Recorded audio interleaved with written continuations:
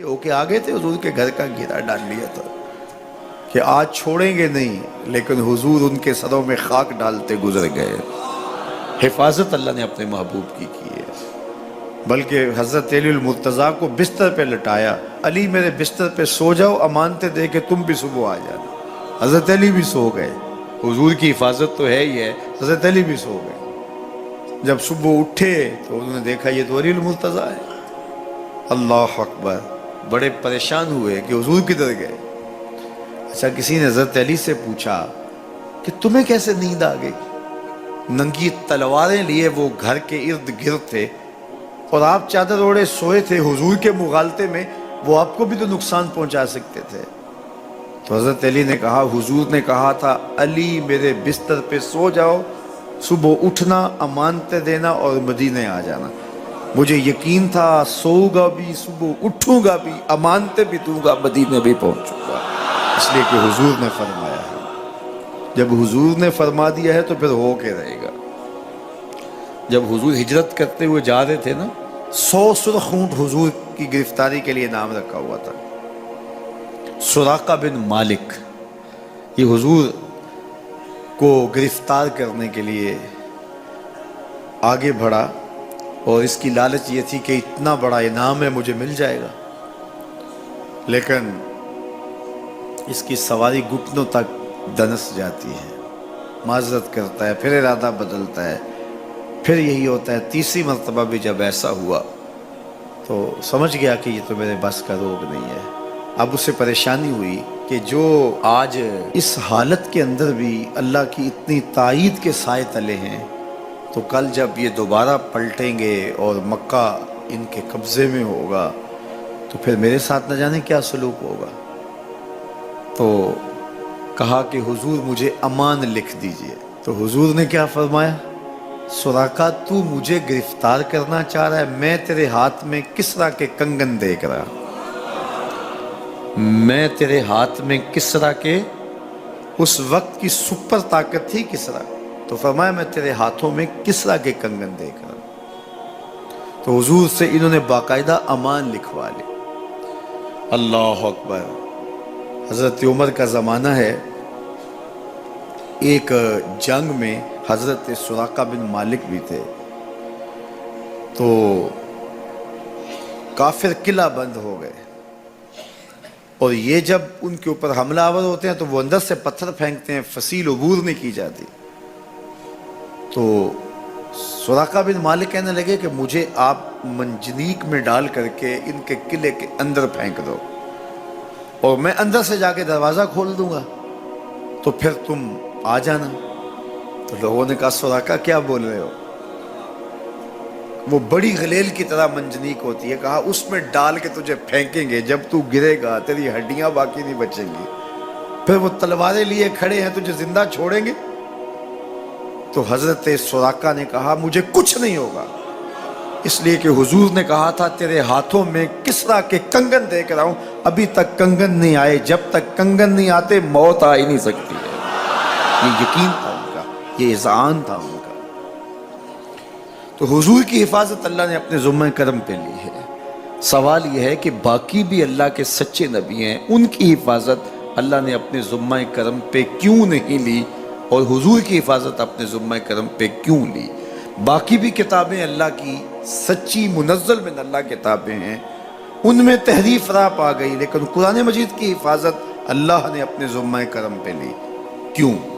تو اس کا جواب یہ ہے کہ اگر کوئی نبی شہید ہو جاتا ہے تو نیا نبی آنے والا ہے، اس کی جگہ کو پر کر دے گا۔ اگر کسی کتاب میں تحریف راہ پا جاتی ہے تو کوئی بات نہیں، نئی کتاب نازل ہونے والی ہے۔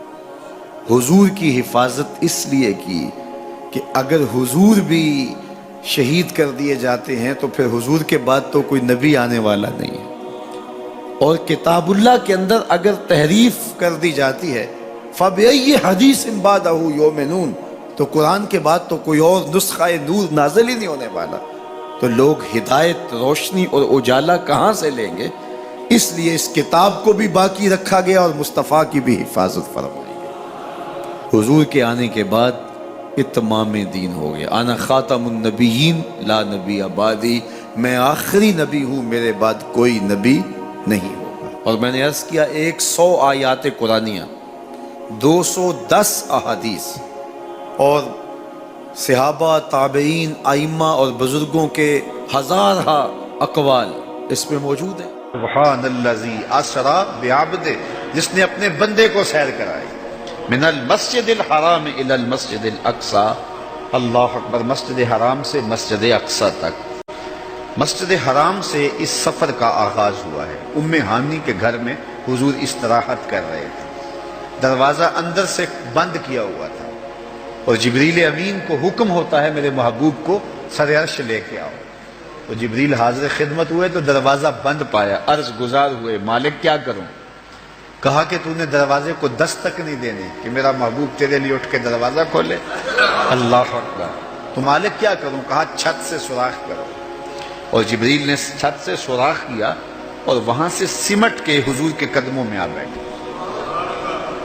صحیح حدیث میں آتا ہے جبریل کے 600 نوری پر ہیں، ایک پر کھولے تو شرق سے لے کے غرب تک، شمال سے جنوب تک پھیل جائے، اور اتنے بڑے بڑے 600 پر، تو 600 پر جس جسم پہ ہوں گے وہ جسم کتنا بڑا ہوگا۔ معراج کی شب چھوٹے سے سوراخ سے آیا، دنیا کو بتایا کہ محبوبوں کے در پہ آئیں تو بڑے ہو کے نہیں چھوٹے ہو کے آیا کرتے۔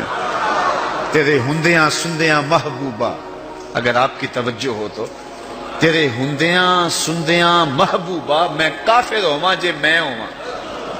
اپنے وجود کی جب تک نفی نہیں نہ کی جاتی کچھ ملتا ہی نہیں ہے۔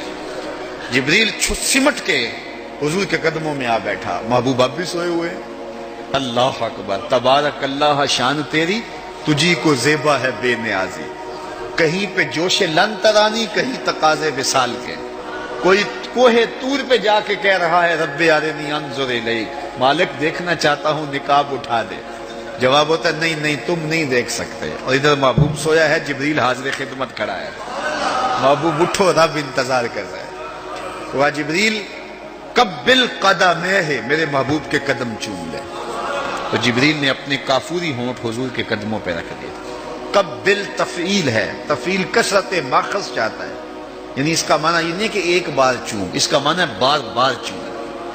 تو جبریل حضور کے قدم چوم رہے ہیں۔ بشر تے چادر تان کے ستا، نور چمے پہ تلیاں، بشر تے چادر تان کے ستا، نور چمے پہ تلیاں، جس دی خاطر سجیاں ہویاں نے عرش بری دیاں گلیاں۔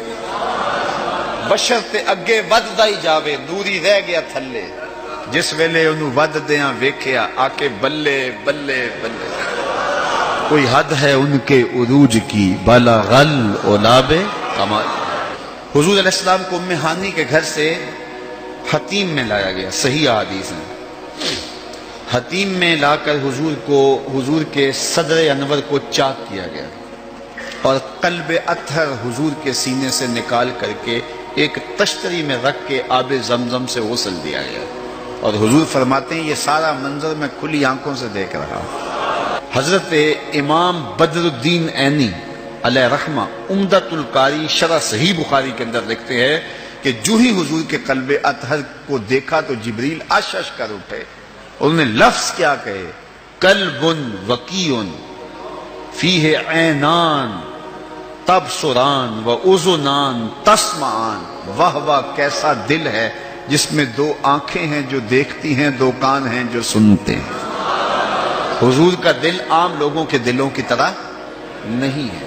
اعلیٰ حضرت نے جو قصیدہ سلامیہ لکھا ہے، جو عموماً مساجد میں نماز جمعہ کے بعد پڑھا جاتا ہے، تو اس میں آپ نے ایک تو حضور کے معجزات کا ذکر کیا ہے، اور دوسرا اس قصیدہ سلامیہ میں حضور کے ایک ایک عضو بدن پہ سلام پڑھا ہے۔ کبھی انگلیوں پہ سلام، نور کے چشمے لہرائیں دریا بہیں، انگلیوں کی کرامت پہ لاکھوں سے، کبھی ہاتھوں پہ سلام، ہاتھ جس سمت اٹھے غنی کر دیا، موج بحر سماحت پہ لاکھوں سلام، کبھی بازوؤں پہ سلام، جن کو بارے دو عالم کی پرواہ نہیں، ایسے بازو کی قوت پہ لاکھوں